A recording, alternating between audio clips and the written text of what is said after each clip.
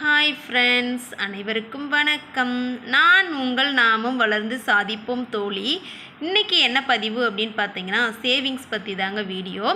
நம்ம 3 months savings 1 month saving போட்டிருந்தோம். இப்போ தான் first time 6 months saving video தான் இது. இந்த வீடியோவை பாருங்கள், ஸ்கிப் பண்ணாமல் பாருங்கள். நம்ம சேனல் பிடிச்சிருந்தா லைக் பண்ணுங்கள், ஷேர் பண்ணுங்கள், கமெண்ட் பண்ணுங்கள் உறவுகளே. சரி, வாங்க வீடியோக்குள்ளே போகலாம். 6 months சேவிங் அப்படின்னு நம்ம சும்மா சொல்லிட்டா மட்டும் போதாதுங்க. நம்ம அதுக்கு எப்படி இருக்கணும் பார்த்திங்கன்னா, நம்ம மனசில் ஒரு லட்சியம் இருக்கணும். நம்ம சும்மா சேவிங்ஸ் மட்டும் சொல்லிகிட்டே இருக்க பத்தாது, லட்சியம் ஒரு கோல் இருக்கணும்.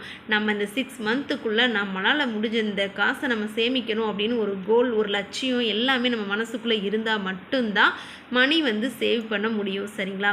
அப்புறம் பார்த்திங்கன்னா, சேமிப்பு எண்ணம், நம்மளும் சேமிக்கணும் அப்படின்ற எண்ணம் நம்ம எல்லார் மனசுலேயும் இருக்கணுங்க. அது ரொம்ப ரொம்ப ரொம்ப முக்கியங்க. நம்ம நினச்சா மட்டும் போதாது, லட்சியம், சேமிப்பு, செலவை குறைக்கணும். அப்புறம் பார்த்திங்கன்னா, செலவை குறைச்சோம் அப்படின்னா ஆட்டோமேட்டிக்காக நம்மளுடைய சேமிப்பு உயரும். ஓகேங்களா? செலவை குறைச்சிட்டே வரணும். நம்ம ஒரு திங்ஸ் வாங்குகிறோம் அப்படின்னா, என்ன திங்ஸை வாங்க போனோமோ அதை மட்டும்தான் நம்ம வாங்கணும். எக்ஸ்ட்ராவாக நம்ம கையில் ஒரு 20 ரூபாய் இருக்குது, வேறு ஏதாவது வாங்குவோமா அப்படின்னு நம்ம நினச்சிட்டோம் அப்படின்னு பார்த்தீங்கன்னா, அப்படியே நம்ம சேமிப்பு குறைய ஆரம்பிச்சிடும். சரிங்களா? நம்ம 6 மாதத்துக்குள்ளே இவ்வளோ அமௌண்ட் நம்ம வேணும், நம்ம இவ்வளோ நம்ம சேமித்து வைக்கணும் அப்படின்னு எல்லார் மனசுலையும் லட்சியத்தோட எண்ணத்தோடு இருந்தால் செலவை குறைக்க முடியும். சரி, வாங்க வீடியோக்குள்ளே போகலாம். எப்படின்றத நான் தெளிவாக சொல்கிறேன், ஸ்கிப் பண்ணாமல் பாருங்கள். இப்போ பார்த்தீங்கன்னா, நான் அந்த வீடியோ எடுக்கும்போது February மந்த்து, அதனால் நான் மார்ச் மந்த்லேருந்து எடுத்திருக்கேன். சரிங்களா? மார்ச்லேருந்து மார்ச், ஏப்ரல், மே, ஜூன், ஜூலை, ஆகஸ்ட் இந்த 6 மாதம்தான் நான் எடுத்து சேமிக்கிறதுக்கான வழிமுறைகளை சொல்கிறேன். நீங்கள் சேமிக்கும்போது என்ன மந்த் வருதோ நீங்கள் அதிலேருந்து நீங்கள் ஸ்டார்ட் பண்ணிக்கலாம். சரிங்களா? சில பேருக்கு என்னுடைய பர்த்டே வருது, இல்லை என் வெட்டிங் டே வருது, 6 மாதத்துக்கு முன்னாடி நீங்கள் பிளான் பண்ணி இதெல்லாம் சேமித்து வச்சிங்கன்னா உங்கள் வெட்டிங் டேக்கோ உங்கள் பர்த்டேக்கோ ஏதோ ஒரு திங்ஸு உங்களால் வீட்டுக்கு உபயோகமான பொருள் வாங்க முடியும். சரிங்களா? கடன் இல்லாமல் நம்மளும் வாழ முடியும். நீங்கள் எல்லாத்துக்கும் ஆசை இருக்கும், என்னுடைய பிறந்த நாளுக்கு இதை வாங்கணும், இன்னும் 5-6 மாதம் இருக்குது அப்படின்னு நம்ம எல்லாத்துக்கும் தோணும். அந்த 5-6 மாதத்துக்கு முன்னாடி இந்த சேமிப்பு எடுத்துக்கிட்டீங்க அப்படின்னா கண்டிப்பாக உங்கள் பர்த்டே அன்றைக்கி நீங்கள் நினச்சதை வாங்க முடியும். சரிங்களா? இது யாரெல்லாம் சேமிக்க முடியும் அப்படின்னு பார்த்தீங்கன்னா, தினசரி வேலைக்கு போகிறவங்க, சுயதொழில் பண்ணுறவங்க, சொந்தமாக கடை வச்சுருக்கிறவங்க, இந்த 3 பேரும் தாராளமாக இந்த சேமிப்பை தொடரலாம். சரிங்களா?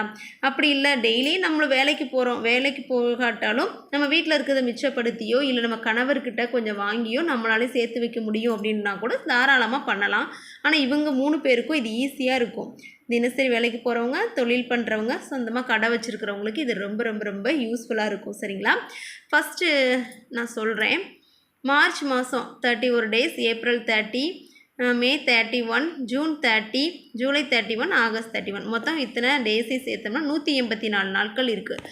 சரிங்களா? இந்த 184 நாள் நம்ம சேமித்தோம் அப்படின்னா எவ்வளோ வருதுன்னு பார்ப்போம். ஃபஸ்ட்டு மாதம் மார்ச்சில் 50 ரூபா, டெய்லியும் 50 ரூபா சேமிக்கிறோம். கடை வச்சுருக்கிறவங்க, தினமும் வேலைக்கு போகிறவங்களாம் தாராளமாக 50 ரூபாய் எடுத்து ஒரு உண்டியிலையோ இல்லை ஒரு பர்ஸ்லேயோ இல்லை ஏதாவது ஒரு பேக்லேயோ வச்சு நீங்கள் சேமிச்சுட்டு வரலாம். சரிங்களா?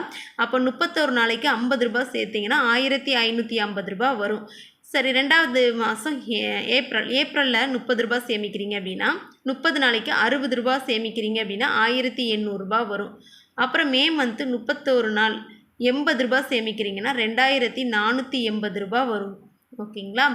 அப்புறம் 30 நாளில் ஜூன் 30 நாள் நம்ம சேமிக்கிறோம், 100 ரூபா போட்டு வைக்கிறோன்னா 3000 ரூபா வரும். இதே மாதிரி ஜூலை மந்த்து 31 120 ரூபா போடுறோம், 3720 ரூபா வருது.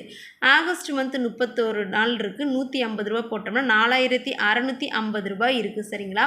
இப்படியே நீங்கள் தினமும் வேலை செய்கிற நம்ம எப்படினாலும் ஒரு 500 ரூபாய்க்குனாலும் நம்ம தினமும் வேலை செய்வோம். அந்த இதுலேருந்து நம்ம காசு எடுத்து வைக்கலாம்.